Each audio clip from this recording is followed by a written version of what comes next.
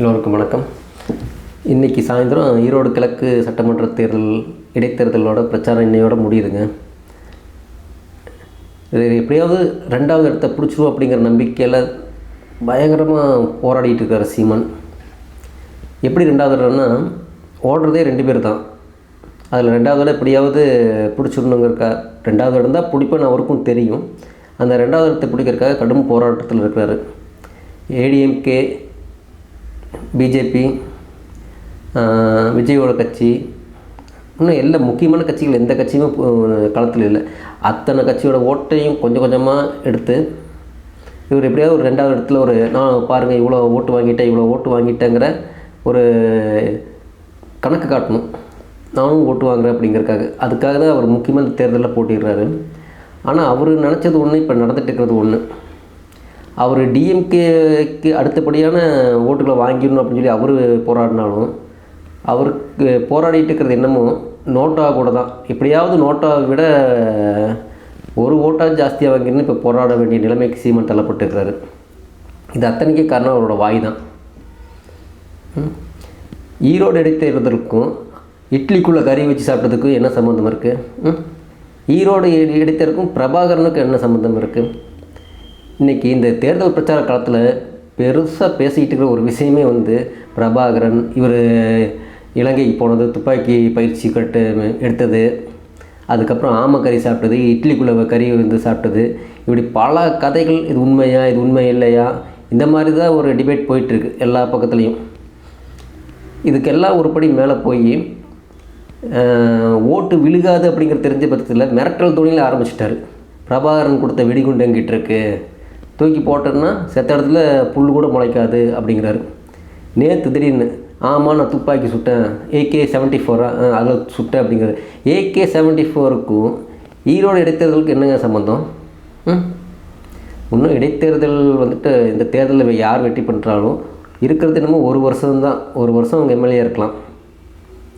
இவர் ஒரு நல்ல தலைவராக இருந்தால் என்னென்னு ஓட்டு கேட்கணும்? இருக்கிறது 1 வருஷம் தாங்க. எங்களுக்கு 5 வருஷம் இருக்கிற எலெக்ஷன்லாம் எங்களுக்கு இங்கே வாய்ப்பு கிடைக்கல.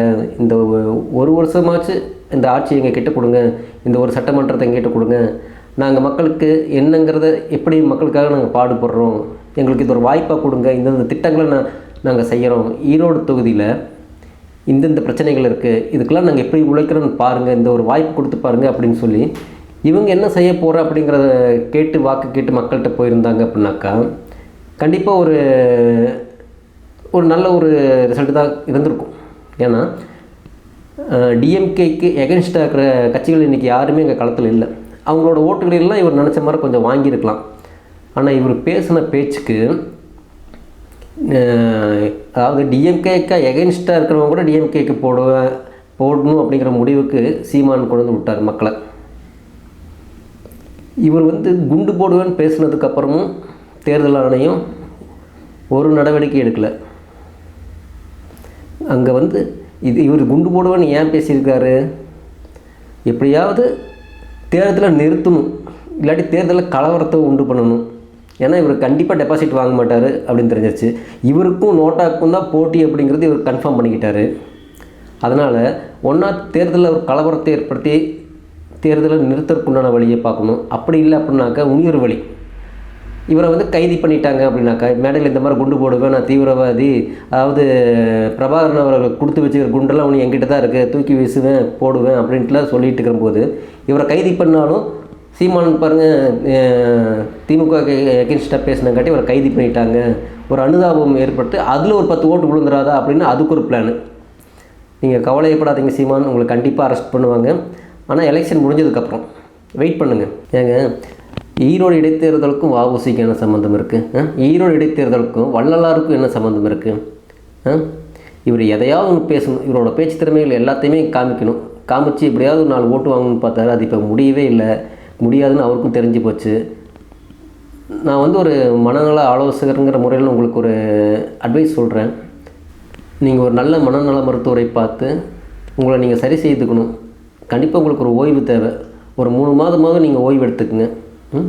இல்லாட்டி ஒரு 3 மாதம் நீங்கள் லண்டன் போகலாம். லண்டன் போய் ஓய்வு எடுத்துக்குங்க, அரசியலை பற்றி நல்லா தெரிஞ்சுக்குங்க.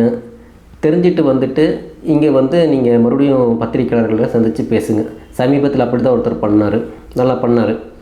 சரிங்களா? நீங்களும் அதே மாதிரி முயற்சி பண்ணலாம். எப்படி இருந்தாலும் உங்களுக்கு ஓய்வுங்கிறது கன்ஃபார்ம் ஆயிடுச்சு. என்ன சிறையில் ஓய்வெடுக்க வேண்டிய நிலைமை உங்களுக்கு வந்திருக்கும். அதற்கு முதல் காரணம், முழு பொறுப்பும் நீங்கள் தான். தேர்தல் பிரச்சார மேடையிலே சொல்லியிருக்காருங்க, அவர் ஏதோ வெடிகுண்டெல்லாம் வச்சுருக்கிறாருன்னு. தயவுசெய்து காவல்துறையினர் அந்த வெடிகுண்டலெல்லாம் கண்டுபிடிச்சி அதையெல்லாம் அப்புறப்படுத்தணும். ஏன்னா இது வந்து நம்ம தமிழ்நாட்டுக்கு வந்து இந்த கலாச்சாரம் வந்து ரொம்ப மோசமான விளைவுகளை கொண்டு சேர்த்துரும். தயவுசெய்து அவர் வச்சுருக்கிற வெடிகுண்டையெல்லாம் கண்டுபிடிச்சி அதை வந்து அப்புறப்படுத்துங்க. இல்லாட்டி அவர் சும்மா விளையாட்டுக்கு தான் சொன்னார் அப்படிங்கிற அந்த விஷயத்தையும் மக்களுக்கு சொல்லிடுங்க. இந்த வீடியோ பார்த்துட்டு இருக்கிற மக்கள்கிட்ட நான் 2 கேள்வி கேட்குறேன், தெரிஞ்சதை கமெண்ட் பண்ணுங்கள். பிரபாகரன் அவர்கள் இறந்த போது அந்த இறந்த செய்தியை கேட்டு சீமான் எப்படி ரியாக்ட் பண்ணார், அப்போ அவர் என்ன பண்ணிகிட்டு இருந்தார்? இது ஒரு கேள்விங்க, தெரிஞ்சால் கமெண்ட் பண்ணுங்கள். இன்னொரு கேள்வி, சீமான் வந்து எதற்காக நித்யானந்தாவை பார்த்து பொறாமைப்பட்டார்? இந்த 2க்கும் ஆன்சர் தெரிஞ்சவங்க கமெண்ட் பண்ணுங்கள். இந்த வீடியோ பிடிச்சிருந்துச்சுன்னா லைக் பண்ணுங்கள், கமெண்ட் பண்ணுங்கள், உங்கள் ஃப்ரெண்ட்ஸ்க்கெலாம் ஷேர் பண்ணுங்கள். நீங்கள் பண்ணுற கமெண்ட்ஸ் வந்து நான் என்னை இன்னும் சரிப்படுத்திக்கிறக்கும், நான் நல்லா பேசுகிறதுக்கும் ஹெல்ப் பண்ணும். உங்களுடைய ஆதரவு இந்த செந்நிறம் சேனலுக்கு எப்போதும் தேவை. நன்றி, வணக்கம்.